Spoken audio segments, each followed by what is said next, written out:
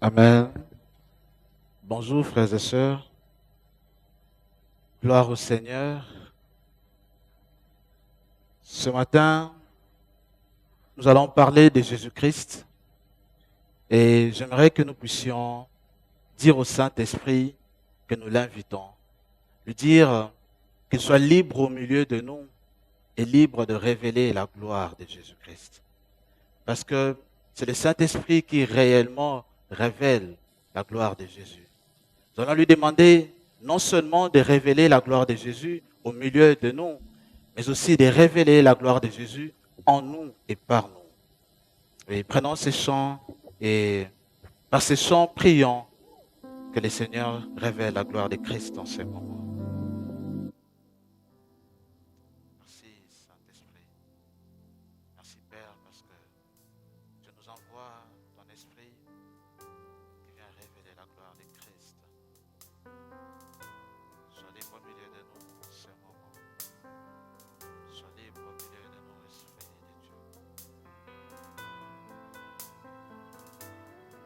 Tu es le gage de notre héritage. Tu es le prémice de ce que nous pouvons. Viens, gloire de nous.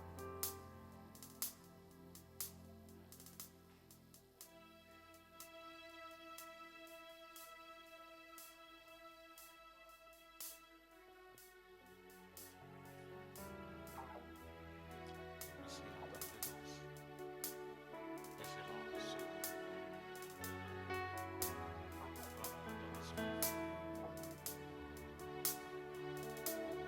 Sois libre au milieu de nous, Saint-Esprit, de révéler la gloire de Jésus-Christ. Sois libre au milieu de nous. Sois libre au milieu de nous, Saint-Esprit, De révéler la gloire. de révéler la gloire de Jésus-Christ. Oui, sois libre au milieu de nous. Sois libre au milieu de nous, Saint-Esprit, De révéler la gloire. de révéler la gloire de Jésus-Christ. Nous désirons. Désirons contempler tes merveilles, voir au milieu de nous, prendre place le réveil. Oui, notre solution. Notre solution c'est ta présence. Et notre aspiration. Notre aspiration c'est ta puissance. Oh oui, notre solution. Notre solution c'est ta présence. Notre aspiration. Notre aspiration c'est ta puissance. Oui, nous croyons. Tu es notre avantage. Tu es notre avantage. Alléluia.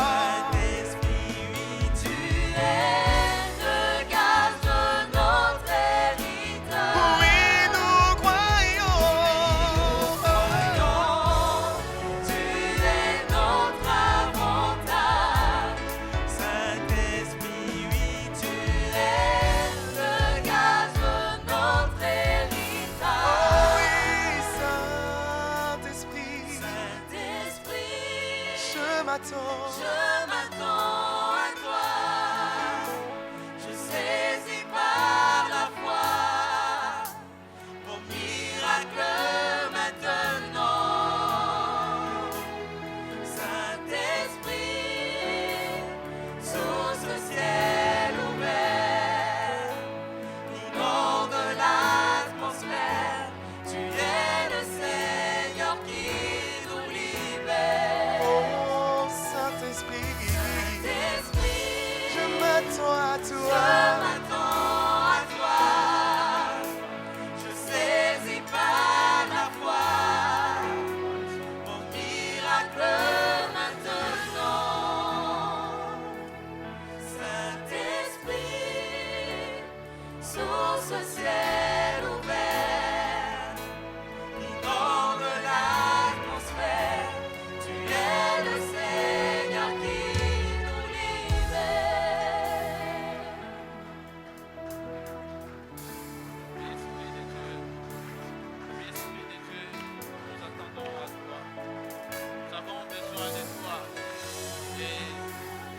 être conduits par toi. Esprit de Dieu, nous voulons que tu nous parles en ces moments. Nous voulons en savoir plus sur Jésus-Christ. Nous voulons être en mesure de défendre notre foi. Viens et parle-nous et rappelle-nous tout ce que Christ nous a dit et nous a enseigné. Révèle-nous les mystères cachés de l'Évangile. Viens, Seigneur, nous nous attendons à toi. Tu es le gage de notre héritage. Oui, tu es les prémices qui nous a été données. Nous garantissons la vie éternelle et nous faisons vivre la vie du ciel sur terre. Sois avec nous en ces moments. Parle et nous t'écoutons, moi y compris. Que l'honneur et la gloire te soient rendus, Seigneur, aujourd'hui et à jamais. C'est au nom de ton Fils que nous avons ainsi prié. Nous disons Amen. Gloire au Seigneur. Merci à la chorale. Bien-aimés, je suis très heureux d'être ce matin ici, particulièrement parce que c'est mon premier culte dominical ici à l'église centrale depuis l'année 2020. Depuis le début de cette année, il a plu au Saint-Esprit et à moi-même d'être beaucoup plus fréquent à notre annexe de J5 qu'ici pour le moment. Donc, je suis très heureux aujourd'hui de passer ce culte avec vous. Amen. Aujourd'hui, nous allons à nouveau traiter un thème que j'ai déjà enseigné ici. Mais nous allons exploiter d'autres aspects de ce thème et apporter plus de lumière à certains. Permettez-moi, avant d'entrer dans le vif du sujet, de faire un peu de pédagogie. J'aimerais que nous puissions savoir que tous les enseignements et prédications peuvent être regroupés en deux grands ensembles.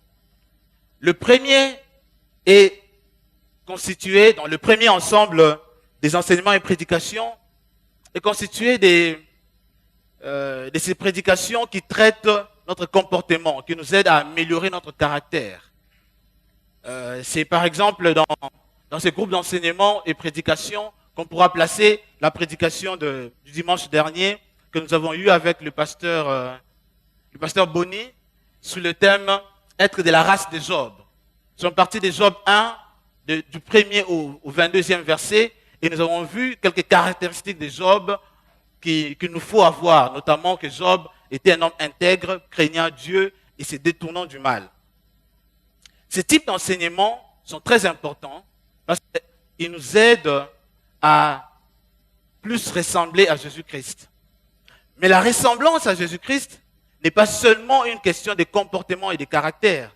C'est aussi une question de connaissance de la parole de Dieu, de connaissance des mystères spirituels et des concepts bibliques. Voilà pourquoi le deuxième grand ensemble d'enseignements et prédications, c'est celui qui regroupe tous ces enseignements et prédications qui ont pour objectif non pas de nous rendre meilleurs dans notre comportement, mais plutôt d'améliorer notre connaissance des choses spirituelles. Il s'agit des enseignements liés à la connaissance. Amen. Et pour qu'une église soit équilibrée, il doit y avoir à la fois des enseignements liés au comportement et aussi les enseignements liés à la connaissance. Notre église veut être une église équilibrée. Voilà pourquoi nous faisons en sorte que, même le dimanche, qu'il y ait ces deux types d'enseignements. La prédication de ce matin, ou l'enseignement de ce matin, est à placer dans ce deuxième type d'enseignement.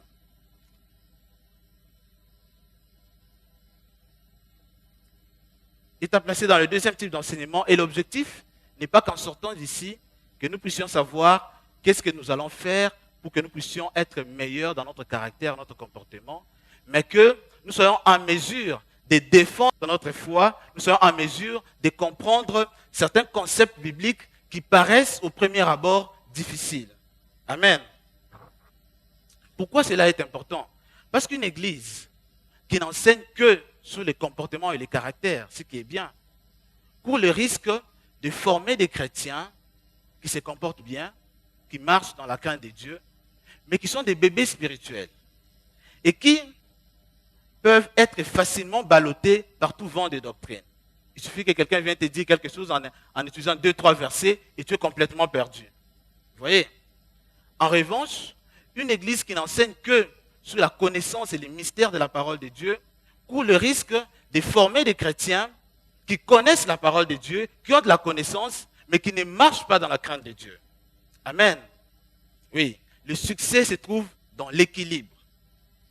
De la même manière, par exemple, lorsque nous mangeons dans l'alimentation, qu'est-ce qu'on nous conseille? On nous dit manger équilibré, n'est-ce pas? Et on va d'ailleurs plus loin, on nous dit manger 5 fruits et légumes par jour. Bon, on sait que d'ailleurs personne ne le fait. Mais sur le plan de la parole de Dieu, nous devons le faire. Nous devons aussi manger équilibré sur le plan de la parole de Dieu. Amen.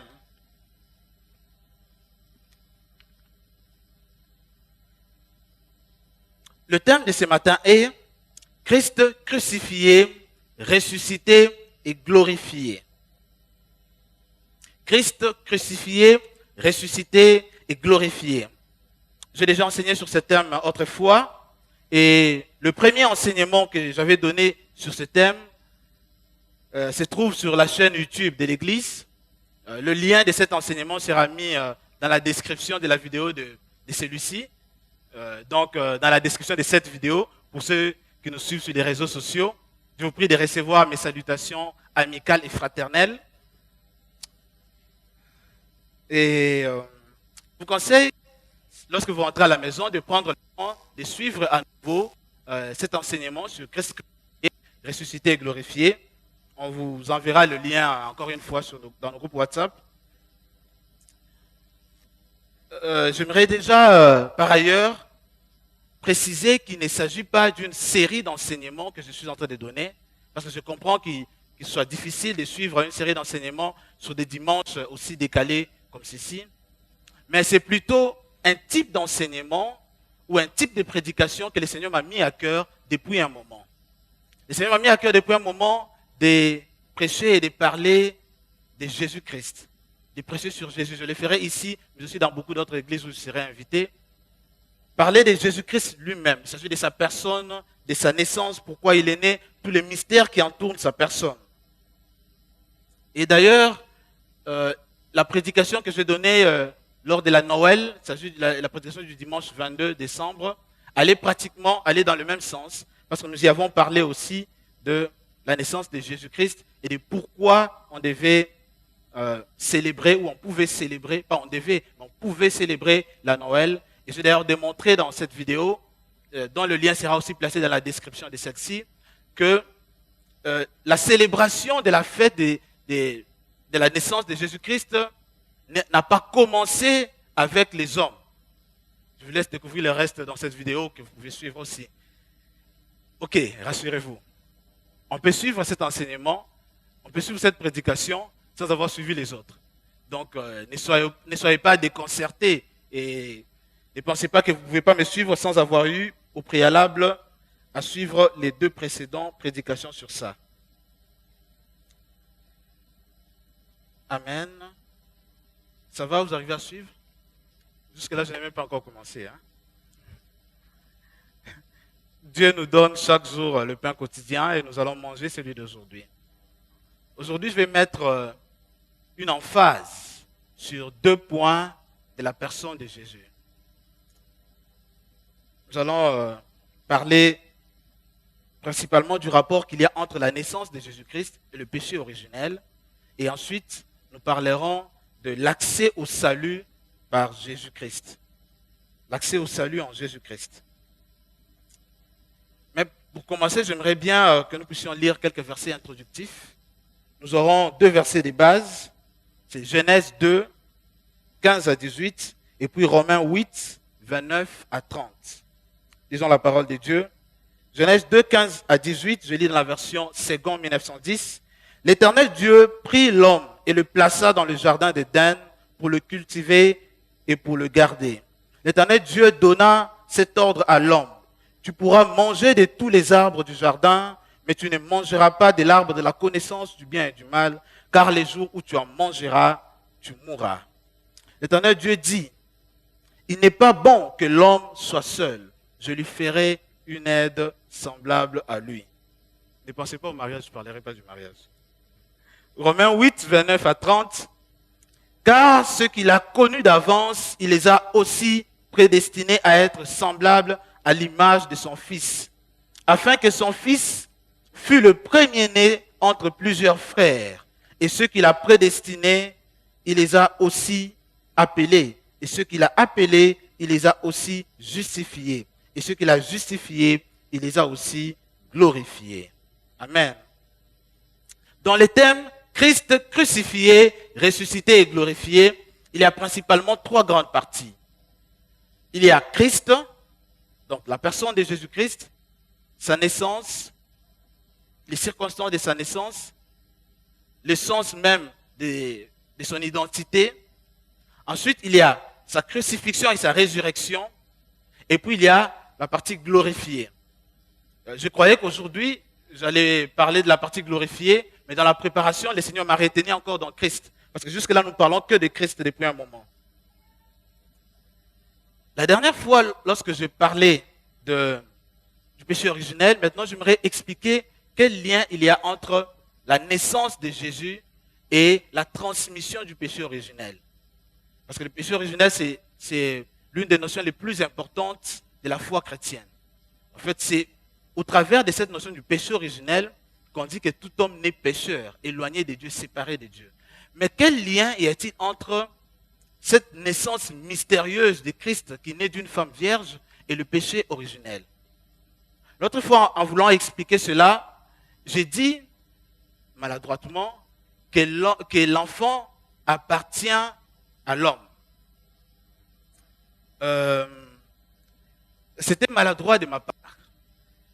Ce n'est pas que l'enfant appartient à l'homme dans le sens où on exclut la femme dans le processus de la conception et de l'éducation de l'enfant. Pas du tout. Ce n'est pas non plus une forme de misogynie ni de sexisme de ma part, loin de là. Mais ce que j'essayais maladroitement d'expliquer, c'était comment le péché originel se transmet. Et aujourd'hui, j'ai trouvé la bonne façon de vous l'expliquer. Alléluia. Alléluia. Ok, je sais que là, c'est un peu compliqué, mais ça va aller. J'ai trouvé la bonne façon de vous expliquer comment le péché originel se transmet. D'abord, l'affirmation que je fais, c'est que le péché originel ne se transmet que par Adam et non par Ève. Vous voyez? Voilà pourquoi Jésus-Christ ne pouvait être d'un homme, d'une femme. Vous me comprenez? Le fait que Jésus soit né, d'une femme vierge a une explication spirituelle, a une portée spirituelle, a une raison d'être spirituelle. C'était premièrement pour éviter d'avoir le péché originel. Parce que le péché originel ne se transmet pas par Ève, seulement par Adam. Comment l'expliquer? Déjà, ce n'est pas moi qui affirme cela, hein. C'est l'apôtre Paul qui le fait. Dans 1 Corinthiens 15, 21 à 22, l'apôtre Paul dit, « Car puisque la mort est venue par un homme, c'est aussi par un homme qu'est venue la résurrection des morts. Et comme tous meurent en Adam, de même aussi tous revivront en Christ. » Alléluia. 1 Corinthiens 15, 22 dit, « De même que tous meurent en Adam. » Tous ne meurent pas en Adam et Ève, en Adam seulement. De même, tous revivront par Christ. Mais pourquoi ce n'est qu'Adam qui transmet le péché originel, même si c'est Ève qui a péché en premier? La raison, elle est toute simple. Nous l'avons lu tantôt, dans Genèse 2, à partir du verset 15. Cela s'explique par le fait que Dieu avait fait d'Adam le responsable du jardin avant l'arrivée d'Ève. Amen. Vous comprenez ça? Hein? Au fait, Dieu a créé Adam. Il lui a dit, je te donne la responsabilité de garder et de cultiver ces champs. D'ailleurs, il lui a même donné l'ordre de ne pas manger les fruits qui étaient au milieu du jardin. Et tout cela s'est passé avant de créer Ève. C'est ce que nous avons lu tout à l'heure dans Genèse 2. Je vais relire pour vous. On dit, l'Éternel, est-ce qu'on peut l'afficher s'il vous plaît? Genèse 2 à partir du verset 15. On dit, l'Éternel Dieu prit l'homme et le plaça dans le jardin d'Éden pour cultiver et pour le cultiver et pour le garder. Pour le cultiver et pour le garder. Ensuite, l'Éternel Dieu donna cet ordre à l'homme, tu pourras manger de tous les arbres du jardin, mais tu ne mangeras pas de l'arbre de la connaissance du bien et du mal, car le jour où tu en mangeras, tu mourras. Donc tout ça s'est passé avant Ève. C'est donc au verset 18 qu'on dit, l'Éternel Dieu dit, il n'est pas bon que l'homme soit seul. Et là maintenant, l'Éternel commence le processus de la recherche d'une aide pour Adam. Je ne vais pas entrer là-dedans, ce n'est pas ce qui nous intéresse. Vous voyez comment ça se passe? Donc, Adam était le responsable. Et quand le responsable commet un péché, cela peut affecter tous ceux qui sont dans son entourage. Et j'aimerais que nous puissions voir cela en réalisant un verset que nous avons exploité l'autre fois et comprendre cela. Comment le péché du responsable, l'erreur du responsable peut retomber sur les autres. Alors que Ève n'était pas responsable du jardin. Vous voyez, Ève était venue aider l'homme à exercer la mission qui lui avait déjà été donnée par l'Éternel. Donc l'Éternel ne pouvait pas la prendre pour responsable de ce qui s'est passé et de l'erreur qui a été commise. Vous voyez? Amen. Regardez ce qui se passe. Genèse 3, à partir du verset 14, s'il vous plaît. Genèse 3, à partir du verset 14. Genèse 3, à partir du verset 14, il s'agit de la malédiction que Dieu prononce sur le serpent et la punition que Dieu prononce sur Ève et puis sur Adam. J'aimerais que nous puissions relire ce verset, mais cette fois, on tirera attention sur le destinataire, excusez-moi, je suis rattrapé par mes origines, le destinataire du péché ou de la malédiction que l'Éternel prononce. Regardez, quand Dieu maudit le serpent, à qui est-ce que cette malédiction s'adresse? L'Éternel Dieu dit au serpent, puisque tu as fait cela, tu seras maudit entre tout le bétail et entre tous les animaux des champs. Donc, ici, Dieu dit au serpent, parce que toi tu as fait cela, alors toi tu seras maudit. Vous voyez? Donc, le destinataire de cette malédiction, c'est qui? C'est le serpent lui-même, c'est le diable, c'est Satan. On lui dit, tu as commis une erreur, alors tu vas subir cela. Allons-y, lorsque l'Éternel parle à la femme, au verset 15 par exemple, non, verset 16, il dit à la femme, j'augmenterai la souffrance de tes grossesses, tu enfanteras avec douleur et tes désirs seront portés vers ton mari, mais lui il dominera sur toi. Là encore, le destinataire de cette punition c'est qui? C'est la femme. Dieu dit à la femme, parce que tu as commis une erreur, alors tu en subiras les conséquences. Ah, mais c'est curieux. Regardez ce que Dieu dit à Adam maintenant. Allons-y. Il dit à l'homme, écoutez, puisque tu as écouté la voix de ta femme et que tu as mangé les fruits au sujet duquel je t'avais donné cet ordre, tu n'en mangeras point. Qu'est-ce qui suit? Le sol sera maudit à cause de toi. Mais j'ai envie de dire à l'Éternel, mais comment ça le sol sera maudit alors que c'est lui qui a péché, c'est Adam. Vous comprenez maintenant le principe? C'est que Adam a péché et son péché retombe sur tout le jardin. Le sol, ce n'est pas seulement l'habitation d'Adam, c'est aussi l'habitation des animaux. C'est là aussi que les arbres poussent. C'est là aussi qu'il y a de l'eau pour les poissons. Donc tout le monde est pénalisé parce que Adam a commis l'erreur. C'est ça la logique du péché originel. C'est que le responsable a commis une erreur et toute sa descendance subit la conséquence. Amen. Et le responsable, ce n'était pas Ève, c'était Adam. Alléluia. Cela peut nous enseigner quelque chose pour notre comportement aussi, bien qu'on traite ici des connaissances et des concepts bibliques. Cela nous enseigne le fait que nous devons être conscients que lorsqu'on est responsable, notre erreur va impliquer la punition de tous. Alléluia. Lorsque tu es un père de famille, tu dois être conscient du fait que tes actions n'ont pas de corollaire que sur toi, mais aussi sur ceux qui sont sous ton parapluie. Même chose pour une mère de famille qui est responsable aussi de sa famille, ou responsable de commission, ou responsable d'un pays, etc. Amen.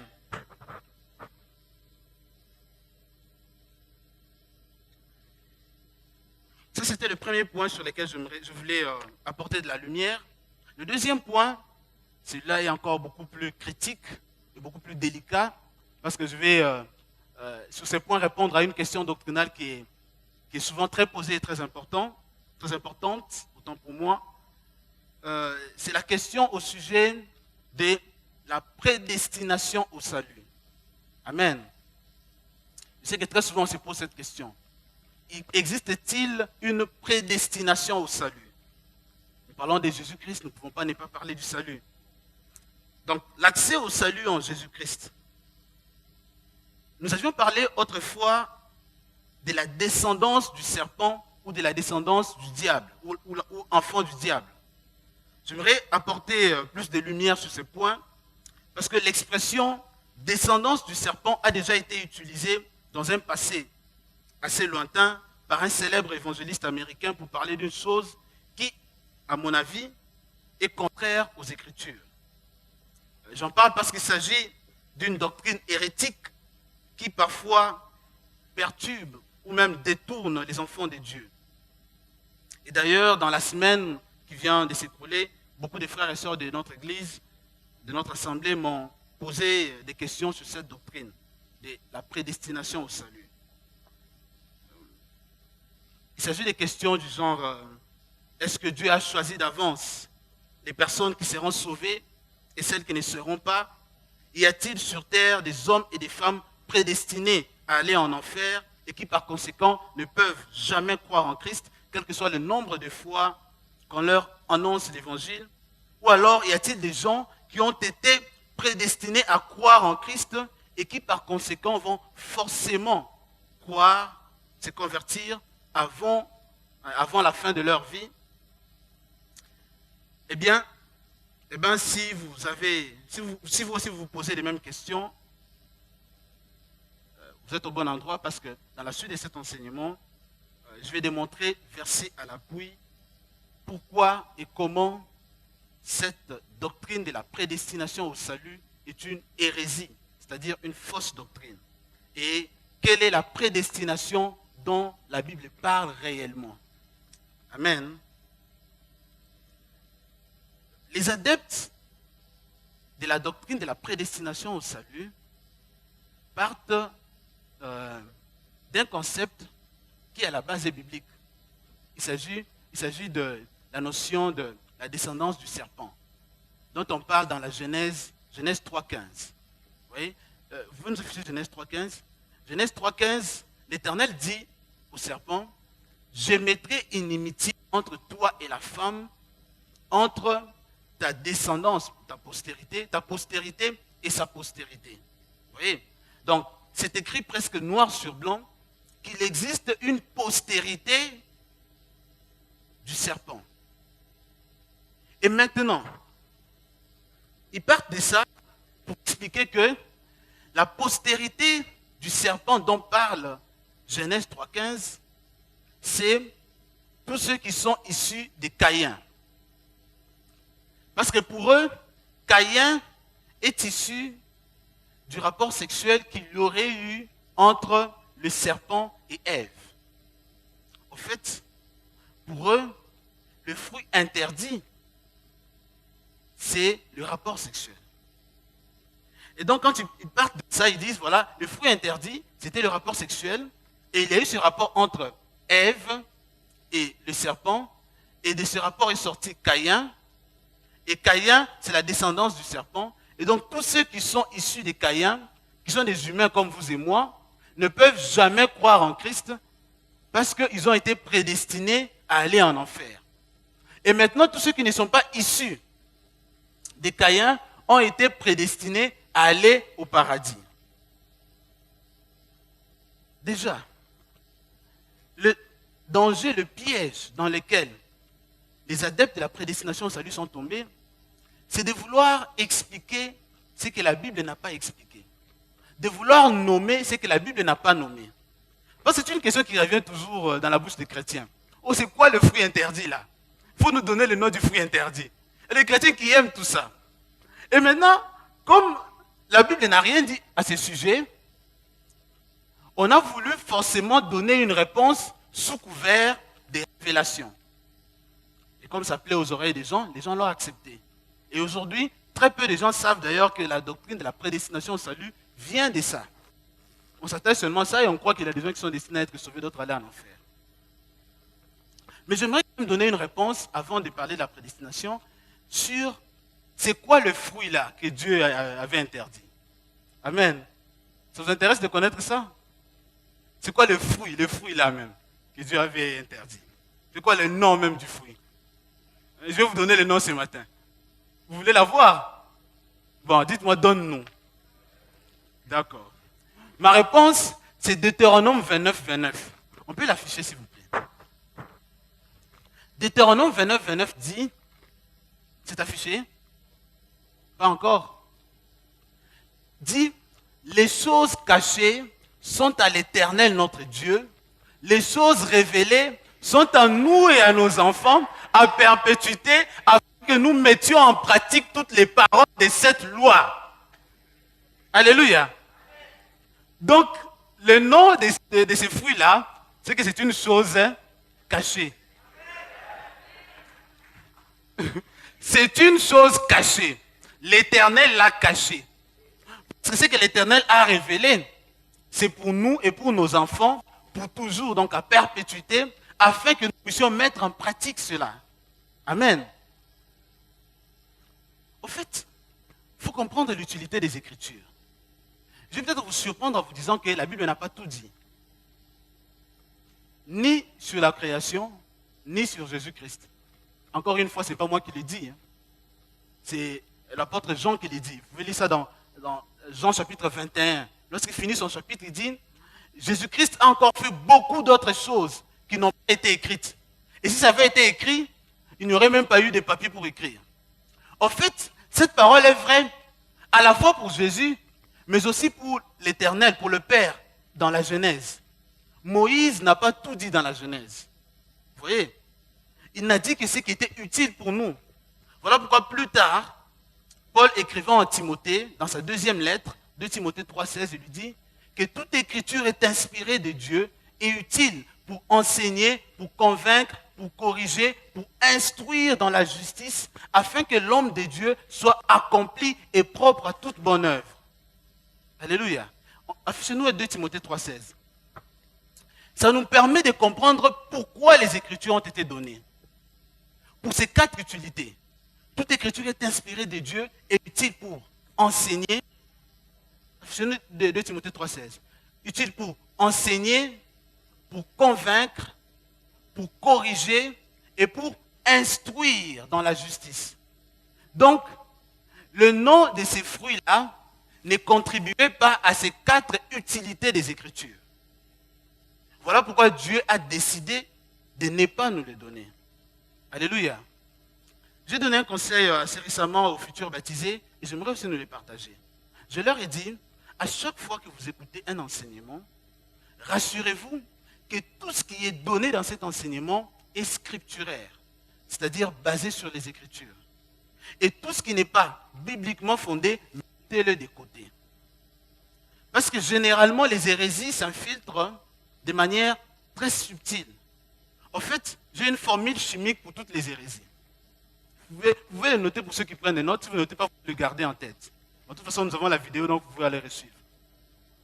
La formule chimique de toutes les hérésies, c'est verset biblique plus imagination non biblique égale hérésie. On prend un verset, on y ajoute une imagination qui n'a aucune explication biblique et on vous sort une hérésie, très belle hérésie, et on vous fait croire que c'est biblique. Et si on n'a pas été suffisamment enseigné sur ces sujets, on est facilement perturbé et ballotté. C'est pourquoi on parle des enfants ballottés par tout vent de doctrine. Maintenant, est-ce qu'il existe une prédestination dans la Bible? Est-ce que la Bible parle d'une certaine prédestination? Parce que ceux qui parlent de la prédestination après, ils utilisent Romains 8, 29, qui est l'un de nos passages de base. C'est quand même écrit noir sur blanc que ceux qui ont été prédestinés ne l'ont pas balayé ça du revers de la main, comme si le mot prédestiné ou prédestination n'existait pas dans la Bible. Affichez-nous Romains 8, 29. On dit, car ceux qu'il a connus d'avance, il les a aussi prédestinés. Oui, il existe la notion de la prédestination dans la Bible. Mais de quelle prédestination la Bible parle? Déjà, nous avons compris que la prédestination au salut n'existe pas. C'est totalement faux. La Bible parle de la prédestination. En fait, il existe deux types de prédestination dans la Bible qui sont bibliques. Le premier type, c'est celui que Romains 8, 29 explique. Il s'agit d'une prédestination à la ressemblance. On peut vous faire lire les versets comme ça rapidement. On vous dit, voilà, on a dit prédestiné, donc les gens sont prédestinés à aller en enfer. Ou aller au paradis, c'est n'importe quoi. Lisez-le tranquillement. On dit, car ceux qu'il a connus d'avance, il les a aussi prédestinés à être semblables à l'image de son Fils, afin que son Fils fût le premier-né entre plusieurs frères. On peut d'ailleurs aller à 30. Et ceux qu'il a prédestinés, il les a aussi appelés. Et ceux qu'il a appelés, il les a aussi justifiés. Et ceux qu'il a justifiés, il les a aussi glorifiés. De quoi l'apôtre Paul est en train de parler ici? Il parle du fait que Dieu a créé l'homme pour qu'il puisse ressembler à Jésus-Christ. Amen. Il dit que ceux qu'il a connus d'avance, donc Dieu a connu l'homme d'avance. Si vous lisez Genèse chapitre 1, à un moment donné, avant le Genèse chapitre 2, on dit que Dieu créa l'homme et la femme. Mais au chapitre 2 de la Genèse, on commence à expliquer que Dieu a d'abord créé l'homme et ensuite a créé la femme. Donc dans le plan parfait de Dieu, dans l'omniscience de Dieu, Dieu savait qu'il allait créer l'homme et la femme. Il l'avait déjà connu d'avance. Pourquoi on dit ceux qu'il a connus d'avance? Et quand il les a connus d'avance, il les a prédestinés à être semblables à l'image de son Fils. En effet, n'oubliez pas que Jésus a existé avant sa naissance. Vous voyez? L'autre fois, je vous ai dit, lors de la Noël, qu'il y a eu une erreur historique. Le prêtre érudit qui devait fixer la date de la naissance de Jésus l'a fixé 6 ans après la date exacte. Voilà pourquoi on dit aujourd'hui que Jésus-Christ est né, et a raison, 6 ans avant Jésus-Christ. Et c'est hiatus que l'histoire constate et que seule la foi explique, cache une révélation du fait que Jésus a existé avant sa naissance. Parce qu'il est Dieu. En fait, il est depuis le commencement. En effet, quand Dieu créait l'homme, Jésus existait déjà. Et dans le plan parfait de Dieu, Dieu voulait que l'homme ressemble à Jésus-Christ. Donc il a choisi cet homme, il a choisi l'humanité au milieu de toute sa créature. Il a prédestiné à être semblable à Jésus-Christ. Il a justifié cet homme en mettant en lui son esprit. Et il a glorifié en le plaçant au-dessus de toutes les créatures. En lui disant, va, domine sur la terre. Amen. Vous comprenez maintenant la doctrine de la prédestination? C'est de ça que l'on parle. Il s'agit d'une prédestination à la ressemblance à Jésus-Christ. Et une prédestination sur toute l'humanité qui monte depuis Adam et Ève. Amen. La deuxième prédestination qui existe dans la Bible, c'est ce que j'appelle la prédestination à la mission ou alors la destinée. Amen. Parce que la destinée est une forme de prédestination. C'est quelque chose qui a été décidé en avance, un plan tracé pour que toi tu puisses vivre cela. Ça, c'est biblique. On voit ça, par exemple, avec l'exemple de Jacob, par exemple, Jacob et Ésaü. Bon, l'apôtre Paul en parle dans Romains chapitre 9. Vous verrez que, si vous prenez le temps de lire Romains chapitre 9, vous verrez que Dieu dit, lui Second le dit un peu maladroitement, il dit que Dieu a aimé Jacob et il a haï Ésaü. Alors que non, Dieu n'a jamais haï Ésaü. Parce que vous verrez que plus tard, Dieu bénit Ésaü. Quand il revient du voyage, il se rencontre avec Jacob, il dit que Dieu m'a béni, j'ai environ 400 serviteurs. Si Dieu a haï une personne, la personne ne peut être bénie, on ne peut pas bénir celui qu'on a haï. Mais ce qui est intéressant dans Romains 9, quand Paul explique, il dit que Dieu a fait ses choix avant même leur naissance. Donc, avant qu'ils puissent naître, Dieu avait déjà présélectionné Jacob. Il ne s'agissait pas d'aimer et d'haïr, mais Dieu avait préféré Jacob, il avait choisi et l'a prédestiné à une mission beaucoup plus grande. La mission d'être l'ascendant de Jésus-Christ. Amen. Il ne devait y avoir qu'un seul fils d'Isaac qui sera ascendant, qui devait être ascendant de Jésus, parent de Jésus. Voilà pourquoi lorsque vous lisez dans Matthieu chapitre 1 par exemple, lorsqu'on parle de la généalogie de Jésus, on ne parle pas d'Ésaü, on parle de Jacob. Abraham, Isaac, Jacob. Vous voyez? Donc c'est de ça que l'on parle là-bas dans Romains 9. Il s'agit là d'une prédestination, oui, mais une prédestination à la mission à accomplir. Nous voyons cela aussi avec Jérémie. Dans Jérémie 1.5, Jérémie 1.5, si on peut l'afficher, Jérémie 1.5, la Bible dit, en fait, c'est l'Éternel qui parle à Jérémie. Il dit, avant que je t'ai formé dans le sein de ta mère, on peut nous afficher Jérémie 1.5, il dit, avant que je t'eusse formé dans le ventre de ta mère, je te connaissais et je t'avais, et avant que tu ne puisses naître, avant que tu ne puisses sortir de son sein, je t'avais consacré et je t'avais établi prophète des nations. Ça aussi, c'est une prédestination.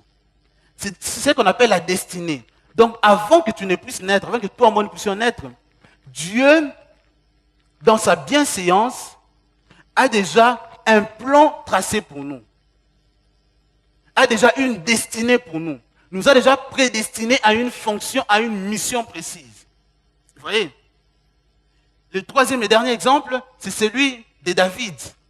Et c'est David c'est un homme extraordinaire, ami de Dieu et qui a reçu beaucoup de révélations. David, il dit dans Psaume 139, Psaume 139, le verset 16, David dit, là c'est lui qui parle, dit, quand je n'étais qu'une masse informe, tes yeux me voyaient, et sur ton livre étaient tous inscrits les jours qui m'étaient destinés avant qu'aucun d'eux n'existât. Vous voyez, là c'est encore beaucoup plus clair. Avant qu'aucun d'eux n'existât. David dit qu'avant que je ne puisse naître, Dieu avait écrit tous les jours de ma vie. Avant qu'aucun d'eux ne puisse exister. Cela est vrai pour chacun d'entre nous. Dieu a déjà écrit tous les jours de ta vie avant que tu puisses naître. Amen. Mais maintenant, ici est de souligner une chose très importante. Présenté comme ça, la prédestination à la mission ou la destinée peut sembler être quelque chose de fatal, quelque chose d'inéluctable, dont on ne peut pas éviter, alors que ce n'est pas le cas. L'homme peut passer à côté de sa prédestination à la destinée. Je vais le dire autrement. L'homme peut passer à côté de sa destinée ou de sa prédestination à la mission. Vous voyez? Ce n'est pas une fatalité. Dans le concept biblique, dans la pensée de Dieu, la prédestination à la mission ou la destinée de l'homme est soumise au libre arbitre. Amen. Vous voyez? C'est ce qui est mystérieux avec notre Dieu. C'est qu'il trace un plan pour toi, il sait que c'est meilleur, mais en même temps, il te laisse décider si oui ou non tu veux suivre ses plans. Voilà pourquoi il dit, je place devant toi la vie et la mort. Mais je te conseille de choisir la vie. Mais c'est toi qui choisis. Donc c'est important de savoir ça. Et je finis en disant que la pensée de Dieu au sujet de la prédestination au salut, au sujet du salut de l'humanité, parce que la prédestination au salut n'existait pas, mais au sujet du salut de l'humanité, s'exprime très clairement dans, c'est l'un de nos versets de base d'ailleurs à J5, c'est dans 1 Timothée 2,4. 1 Timothée 2,4, d'ailleurs je préfère qu'on commence à partir du verset 3. 1 Timothée 2, 3 à 4 dit, « Cela est agréable à Dieu, notre Sauveur, qui veut que tous les hommes soient sauvés et parviennent à la connaissance de la vérité. » Amen. Il n'y a pas plus clair que ça. Dieu dit que je veux que tous les hommes soient sauvés. Donc, c'est Dieu qui dit que tous les hommes soient sauvés. Il ne peut pas à la fois dire, je veux cela, et en même temps, j'ai choisi certaines personnes pour qu'elles soient sauvées et que d'autres aillent en enfer. Ça n'a aucun sens. Jean 3,16 que vous connaissez tous, que nous connaissons tous. Dieu a tant aimé le monde qu'il a donné son Fils unique, afin que quiconque, pas certains, quiconque croit en lui ne périsse point, mais qu'il ait la vie éternelle. Quiconque, ce n'est pas certaines personnes, non, quiconque.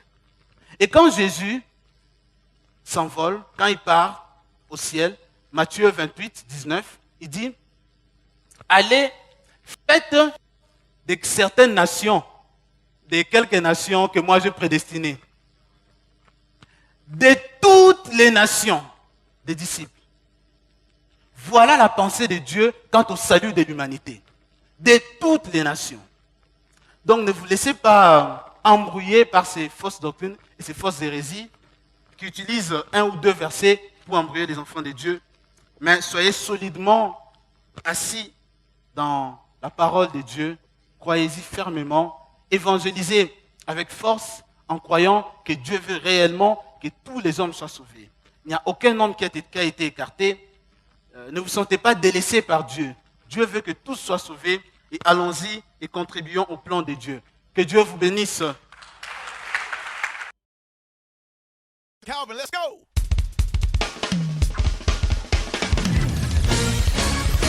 Woo! Yeah. This song right here, we coming out past